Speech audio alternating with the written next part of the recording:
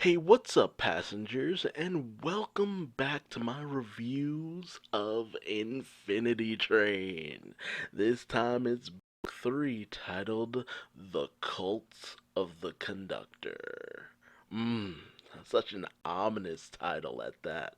But unlike with previous books of Infinity Train, I've decided to review the first episode and the last episode, episode 10. Whereas with book 1, I reviewed the first two episodes, then the middle episode, episode 5, then episode 9 and 10, because, it was such an interesting journey, and just to see, how Tulip began, the middle section, and then the end of her journey. With book two, I decided to go with more of reviewing the first episode with where Mary Tulip's journey began, and then the last two episodes that capped off her adventure.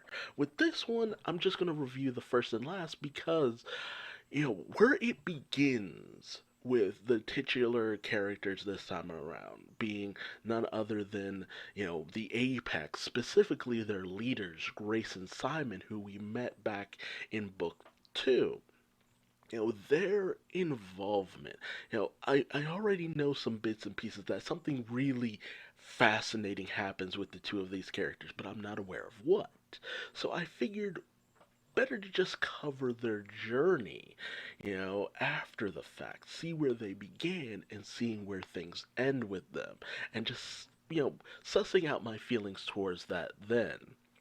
So, I'm beginning with Book Three's Episode 1, namely titled The Musical Car, which, oof, when it comes to that, we do get some of the musical car. The downside here is that the Apex raided and burned that sucker down, trying to get their numbers up, because they're under the false belief that with their numbers going up, they don't get taken out of the car, which, I always found fascinating because when we were introduced to the concept of being taken back home in the first book, when Tulip first sees it, it's just like this person is disintegrating. It looks horrifying, but no, that's just them going home. There's nothing wrong with it, but the way it's presented is so terrifying. Of course, these kids end up with this warped sense that going home is death, basically. It looks like death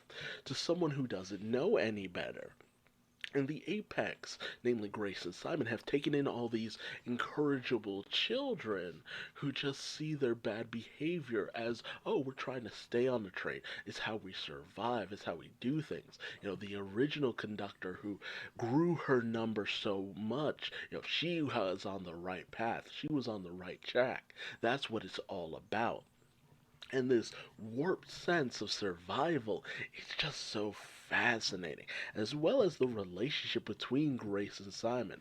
But it feels so obvious that it's not going to work, as it's two bad people, and when you travel through the train, something changes within you, and something has to change within these two characters as we go along. But we also get to see that you know, they do end up getting locked in from time to time and they have to solve the puzzle of each car. Something that Grace is very adept at, instantly knowing what's needed in order to get out of the musical car is to bow at the end of the show. That allows the Apex to escape. So it's just like these two are two halves of a whole. But, what happens in a situation on an entity, this train, that's all about changing you for the better. Who will be changed for the better and who will be changed for the worse? We even get to see that, the members of the Apex present what they gain from each car raid to Grace and Simon as basically tribute, with one bringing a denizen back with them. when and we have this really just chilling moment where Grace really tries to reinforce to one member who sees this denizen as a person and just reinforces that this is not a person. This is an object. This is a toy. This is a plaything. This is no person. So never treat it as such.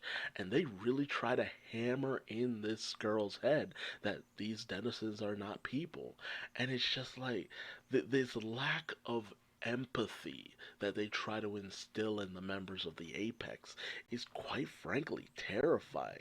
And they really do try their best to just put it in that light that this is a terrifying mindset.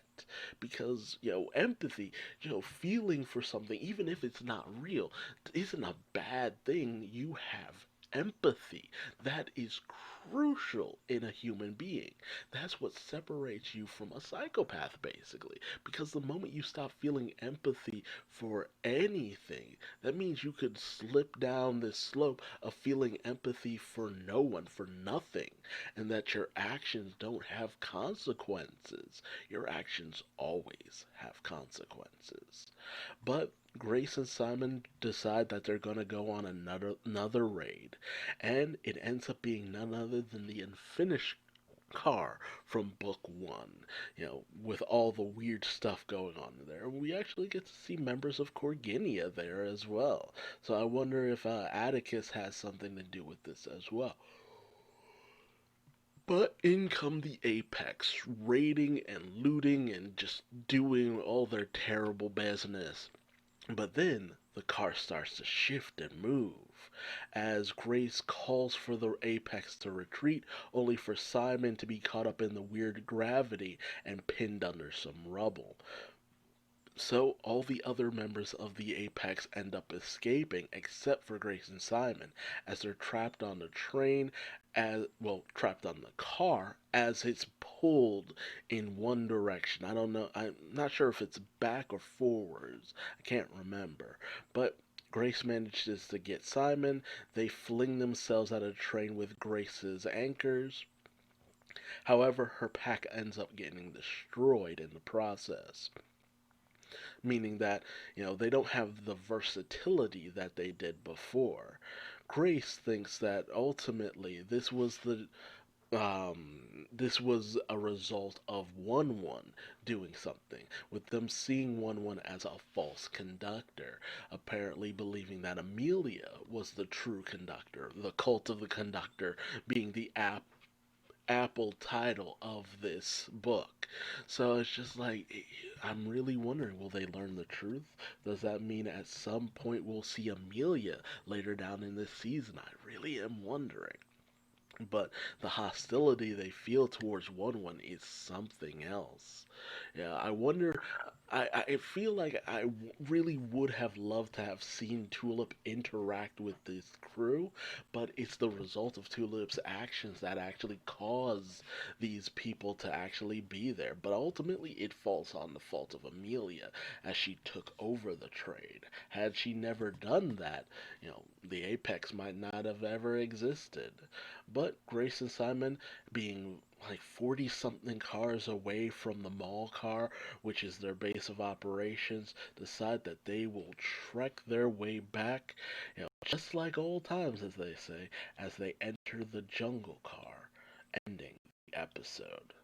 A fantastic start, just it's very interesting to see as Tulip was fairly, she grew as a person. She at first was very much against, going through the cars and progressing. But, she was a vehicle for just seeing how it typically works, but in a situation that was very atypical. Whereas with the whole situation with Mirror Tulip in book two, that whole situation was very interesting because ultimately with her and Jess, we got to see how it normally works without, having this outside entity interfere. But at the same time, we did have an outside entity, which was an inside entity, which was Mirror Tulip. She was a denizen who decided that she wanted, like, there we're always focusing in on exceptions to the rules. The weird situation with Amelia taking over and how Tulip end up teaming up with One. You know, a Dennison, Mirror Tulip teaming up with a Passenger. And we're now with the Apex, who are just completely trying to undermine the very idea of the Infinity Train. It's just all so fascinating, and I can't wait to see where things lead. So I hope you'll join me when I make it my way to the final episode and just see how my thoughts and feelings have changed towards the end of things. But tell me your feelings on the first episode and where you originally thought things were going to go as I make my way to the end of book 3, and hopefully there'll be a book 4 after all of this. Until then, like, subscribe, comment, bell, whatever you feel. And until next time, I've been Duuz-Diz-Din, and the Apex leads the way. Bye bye.